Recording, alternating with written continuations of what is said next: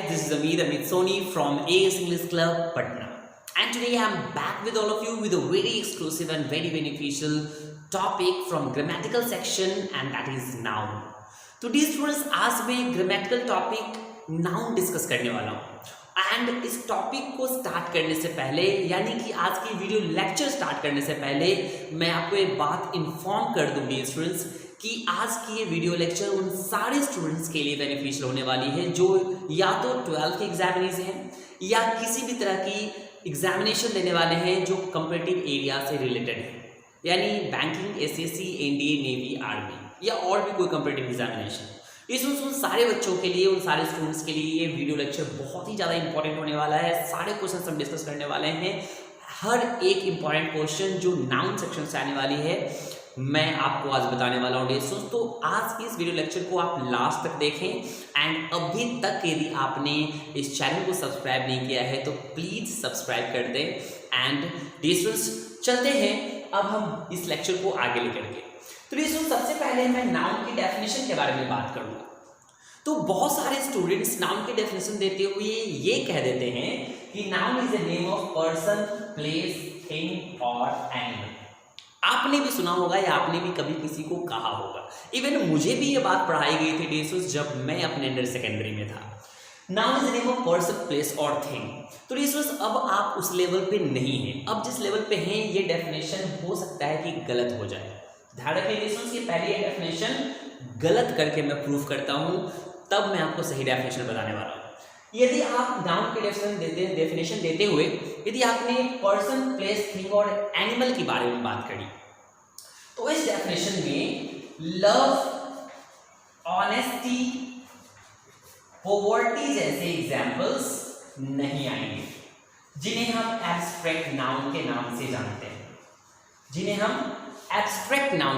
से जानते हैं, डी स्टूडेंट्स आपको तो पता ही होगा कि ऐसे कोई भी नाउन जिसको हम देख नहीं सके, छू नहीं सके, सिर्फ महसूस कर सके तो उसे हम एब्स्ट्रैक्ट नाउन कहते हैं। यानी कि the nouns that can be only felt, neither seen nor touched. ऐसे नाउन्स को हम एब्स्ट्रैक्ट नाउन कहते हैं। तो आप मुझे बताएंगे कि क्या कोई व्यक्ति होता है जिसे हम लव कह के बुलाते हैं? क्या कोई प्लेस है जिसे हम ऑनेस्टी के नाम से जानते हैं? या कोई चीज या कोई जानवर है जिसे हम पॉवर्टी कहते हैं? यानी कि जब हम बोलते हैं कि noun is the name of person, place और थिंग, तो उसमें लव, ऑनेस्टी और पॉवर्टी जैसे एग्जांपल्स नहीं आते जो कि एब्स्ट्रैक्ट नाउन है। यानी कि इस डेफिनेशन से एब्स्ट्रैक्ट नाउन आउट हो जाता है, बाहर हो जाता है। तो क्या आप ऐसे अधूरे डेफिनेशंस को अपनाएंगे या बोलेंगे? तो ऐसे डेफिनेशंस को आज के बाद आपको यूज नहीं करना है। यानी noun is the name of person, place और थिंग जैसी चीजें आपको आज के बाद नहीं यूज करनी है। तो आखिर हम सही में क्या बोलें, कैसे हम राइट डेफिनेशन दें?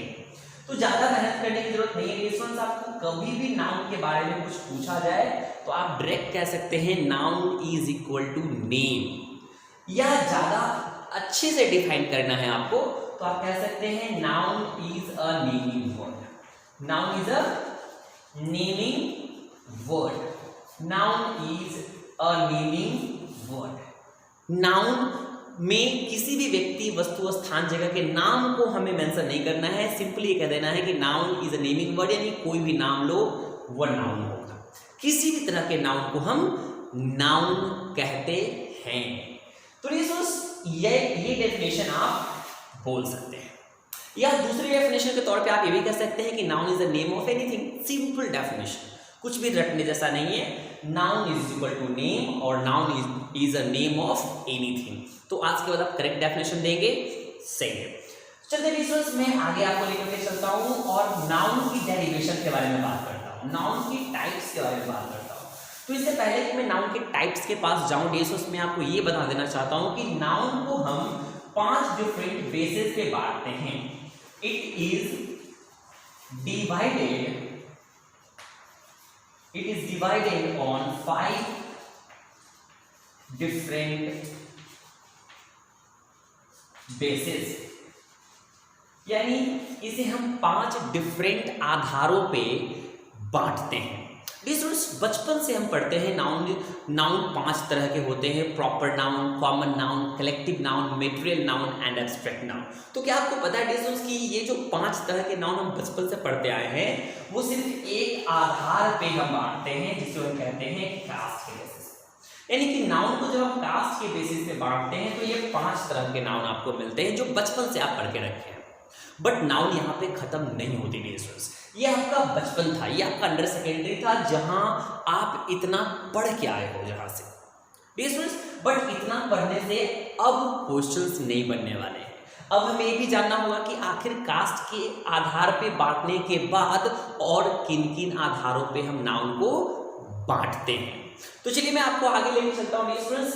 तो कास्ट के बेसिस पर एक आपने देखा, यानी एक आधार आपका कास्ट है। कास्ट के बेसिस पे जब हम नाउन को बांटते हैं तो वो 5 तरीके के मिलते हैं। Are you getting me students? And दूसरी हम नाउन को फिर जेंडर के बेसिस पे डिराइव करेंगे तो 4 तरीके का मिलेगा। फिर हम नाउन को स्टूडेंट्स उसके काउंटेबिलिटी के बेसिस पे यानी गिनती के आधार पे हम बांटने वाले हैं और तब हमें नाउन मिलेगा 2 तरीके के। फाइनली हम 4th नंबर में नाउन को उसके स्ट्रक्चर के बेसिस पे भी बांटने वाले हैं, उसके बनावट के दृष्टिकोण से हम नाउन को बांटेंगे तो 2 तरीके का नाउन मिलेगा। And finally students 5th number में नाउन को उसके नंबर के बेसिस पे भी हम डिराइव करेंगे, बांटेंगे तो स्टूडेंट्स नाउन हमें 2 तरीके का मिलेगा। यानी कुल मिलाकर के नाउन को हम 5 अलग अलग आधारों पे बांटते हैं। पहला कास्ट बेसिस पे जो बचपन से आप पढ़ते आए हैं, proper noun, common noun, collective noun, material noun और एब्स्ट्रैक्ट नाउन। फिर हम नाउन को बांटेंगे उसके जेंडर के आधार पर स्टूडेंट्स, जिसमें हम पढ़ते हैं masculine, feminine, common and neutral gender के बारे में। फिर हम नाउन को बांटेंगे उसके काउंटेबिलिटी के बेसिस पे, जिसपे हम पढ़ेंगे काउंटेबल एंड अनकाउंटेबल नाउन्स। फिर मैं 4थे नंबर पे नाउन को बांटूंगा आपके स्ट्रक्चर के बेसिस पे and that will be completely new for you, single and compound nouns. And 5th में हम बांटेंगे नाउन को उसके नंबर के बेसिस पे, जहां हम पढ़ेंगे सिंगुलर एंड प्लूरल एंड इसके बनाने के बहुत सारे रूल्स। तो रिसोर्स अब 1 by 1 मैं लेके चलूंगा आपको आगे कि नाउन को जब हम कास्ट के बेसिस पे बांटते हैं तो कितने तरीके के नाउन हमें मिलते हैं। So are you ready? Come on let's move. चलते हैं स्टूडेंट्स, नाउन को हम बांटेंगे कास्ट के बेसिस पे। सो लेट्स सी, आप हेडिंग देंगे noun on the basis of caste. Noun on the basis of caste. Noun on the basis of caste, यानी कास्ट के बेसिस पे नाउन का डेरिवेशन। जाति के आधार पे जब हम नाउन को बांटते हैं तो नाउन कितने तरीके के मिलते हैं। स्टूडेंट्स नाउन को जब हम कास्ट के बेसिस पे बांटते हैं तो नाउन हमारा मिलता है 5। There are 5 types. There are 5 types. First, proper noun. Proper noun. ये पहली आपकी प्रॉपर नाउन। तो इससे पहले कि मैं आगे बढ़ूं स्टूडेंट्स और बताऊं आपको कि ये common noun, material noun, collective noun और एब्स्ट्रैक्ट नाउन, मैं बारी बारी से इसकी एक्सप्लेनेशन भी आपको देता चलूं, इसके बारे में भी बताता चलूं। तो प्रॉपर नाउन के बारे में आपने डेफिनेशन बहुत ही सिंपली पढ़ा होगा स्टूडेंट्स कि it shows particular person, place और thing. It shows particular person, place और थिंग का मतलब है जब कभी भी आप किसी खास व्यक्ति, वस्तु, स्थान, जगह के बारे में बात करते हैं तो प्रॉपर नाउन होता है। जैसे एक खास नदी का नाम लिया हमने गंगा, प्रॉपर नाउन है। एक खास पर्वत का नाम लिया हमने हिमालय, प्रॉपर नाउन है। यदि किसी खास उस व्यक्ति का नाम आप लेते हैं राम, मोहन, तो भी प्रॉपर नाउन है। किसी खास सब्जेक्ट का नाम लेते हैं जैसे mathematics, physics, biology, geology, psychology, तो वो भी प्रॉपर नाउन है। यदि खास किसी कंट्री का नाम लेते हैं डिस्टेंस, तो वो भी तो प्रॉपर नाउन ही होता है। जैसे आप इंडिया, चाइना, क्योंकि इंडिया को चाइना नहीं कहते और चाइना को इंडिया नहीं कहते डिस्टेंस, क्योंकि हर एक कंट्री का प्रॉपर नेम होता है। तो इस तरह से सारी चीजें प्रॉपर नाउन है। क्या इतना पढ़ने के बाद प्रॉपर नाउन खत्म हो जाता है या इतना पढ़ने के बाद डिस्टेंस क्या आपके क्वेश्चंस बन जाएंगे? बिल्कुल नहीं, ये तो जस्ट डेफिनेशंस है डिस्टेंस। हमें इसके रूल्स एंड नोट्स के बारे में जानने हैं जहां से क्वेश्चंस पूछे जाएंगे। तो क्या आप रेडी हैं? तो चलिए डिस्कशन में आपको इसके कुछ रूल्स के पास ले चलता हूँ। यदि आप डेफिनेशन लिखना चाहते हैं तो लिख सकते हैं, जो आपके लिए यूजफुल बिल्कुल ही नहीं है, बट आप लिखना चाहते हैं तो लिख सकते हैं। It shows particular person, place और thing. It shows particular person, place और थिंग। एग्जाम्पल्स लिखना चाहते हैं तो आप लिख सकते हैं हिमालय, गंगा, रामायण एंड ऑल। तो लेट्स वी मूव। चलिए मैं आगे लेकर आपको चलता हूँ और बताता हूँ इसके कुछ नियम, कुछ rules. This is the rule number 1, या आप इसे नोट कहते हैं। Note number 1। नोट नंबर 1 में मैं आपको लेके चलता हूँ डिस्टेंस की आखिर प्रॉपर नाउन की खास बातें क्या क्या है। प्रॉपर नाउन की सबसे पहली चीज, always starts with capital letter. Always starts with capital letter. Capital letter difference. वैसे तो कोई भी वर्ड जब हम बिगिनिंग में लिखते हैं तो वो कैपिटल लेटर से स्टार्ट होता है, चाहे वो प्रॉपर हो या कॉमन हो। किसी भी तरह का वर्ड, किसी भी तरह के वर्ड को आप सेंटेंस के बिगिनिंग में डालते हैं तो वो हमेशा प्रॉपर नाउन हो या ना हो कैपिटल लेटर से स्टार्ट होता है। बट प्रॉपर नाउन की खासियत ये है डिस्टेंस की, ये बीच में हो, बिगिनिंग में हो या डिस्टेंस लास्ट में हो, ये हमेशा कैपिटल लेटर से ही स्टार्ट होगा, यानी कि ABCD की बड़े अक्षरों से स्टार्ट होगा हमेशा, कभी भी बीच में, लास्ट में हो या शुरू में हो। ये पहली चीज होगी। दूसरी चीज डिस्टेंस की, ये अपने साथ S या ES का यूज नहीं करता है। अब इसके बारे में बात करनी है हमें। डिस्टेंस जैसा कि मैंने आपको बताया कि नॉर्मली ये एक होता है, रामायण एक है, महाभारत डिस्टेंस की हम बुक की बात करते हैं तो वो भी एक है। डिस्टेंस हम गंगा की बात करते हैं तो वो भी एक है, हिमालय की बात करते हैं तो वो भी एक है।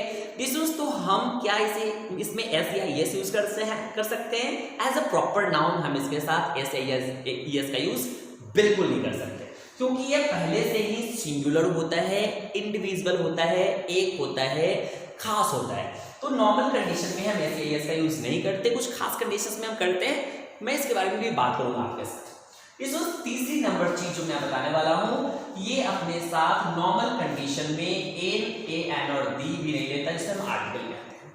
यानी ये अपने साथ आर्टिकल का यूज AN और THE का यूज भी नहीं करता। अब इसके भी रीजंस मैं आपको बताता हूँ डिस्टेंस, क्योंकि आपको मैंने बताया कि ये खास होता है, तो आप ए गंगा नहीं कह सकते, ए रामायण नहीं कह सकते, क्योंकि ये पहले से हमें पता है कि एक ही है, तो AN लगाने की जरूरत नहीं बनती। अब मैं बताता हूँ कि इसके साथ द क्यों नहीं लगता डिस्टेंस, THE क्यों नहीं लगता इसके साथ, क्योंकि ये पहले से ही खास है। और THE को हम डेफिनेट आर्टिकल कहते हैं, और ये वहां लगता है जब आप किसी चीज को पर्टिकुलर या खास बनाना चाहते हैं। तो आप अब बताओ, मरे हुए को क्या मारना भाई, जो पहले से ही खास से पर्टिकुलर है, तो अब द लगा के आप क्या साबित करना चाहते हैं। दैट्स व्हाई डिस्टेंस कोई नॉर्मल कंडीशन में हम प्रॉपर नाउन के साथ आर्टिकल्स का यूज नहीं करते हैं।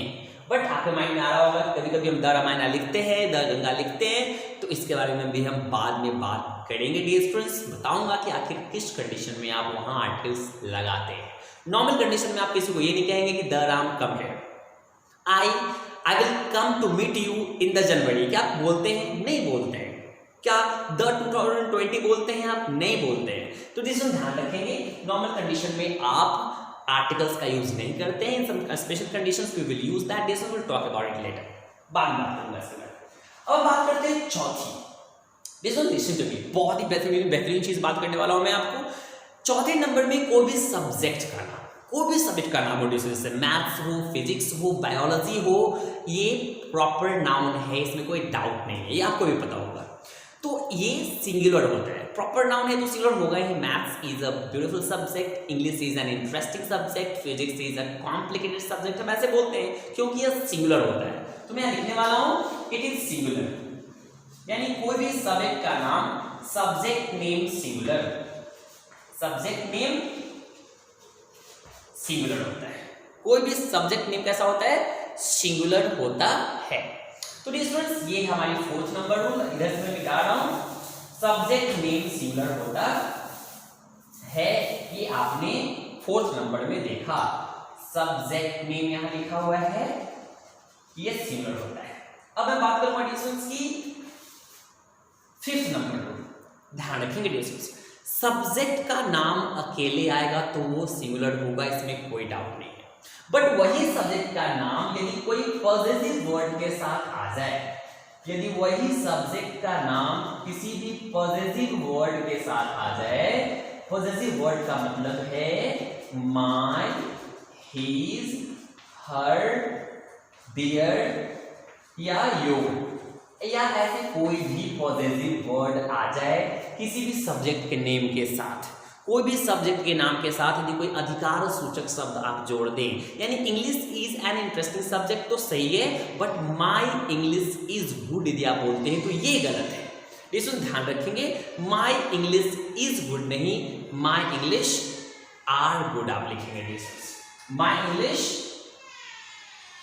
Are good, my English are good, क्योंकि कोई भी पॉजिटिव वर्ड यदि उसमें जुड़ता है तो उस सिचुएशन में आप ध्यान रखेंगे ये कोई भी पॉजिटिव वर्ड किसी सब्जेक्ट के नाम के साथ आ जाए तो उस सिचुएशन में हम उसे प्लूरल मान लेते हैं, सिंगुलर नहीं रह जाएगा वो। My English are good, his mathematics is poor, गलत हो गया, हिज मैथमेटिक्स आर पुअर हम बोलेंगे, ध्यान रखना इस बात का।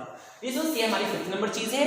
6th नंबर में एक और चीज याद रखेंगे, ऑथर नेम। यदि कोई सब्जेक्ट के नाम के साथ किसी ऑथर का नाम भी जुड़ गया, यानी किसी राइटर का नाम भी जुड़ गया, तो उस सिचुएशन में भी वो प्लूरल हो जाएगा। यानी आपको बताया मैंने कि सब्जेक्ट का जो नाम है वो 2 अलग अलग सिचुएशंस में प्लूरल हो सकते हैं। पहला कि यदि उसके साथ कोई अधिकार सूचक शब्द जैसे माई, हिज, योर, आवर, देयर आ जाए तो वो प्लूरल हो जाएगा, और यदि उसके साथ कोई राइटर का नाम भी जुड़ जाए, जैसे कोई बोल दे the mathematics of K C Sinha is complicated, गलत हो गया, the mathematics of K C Sinha are, the mathematics of K C Sinha are लिखेंगे आप, इज करेंगे तो गलत हो जाएगा। यदि आप बोलते हैं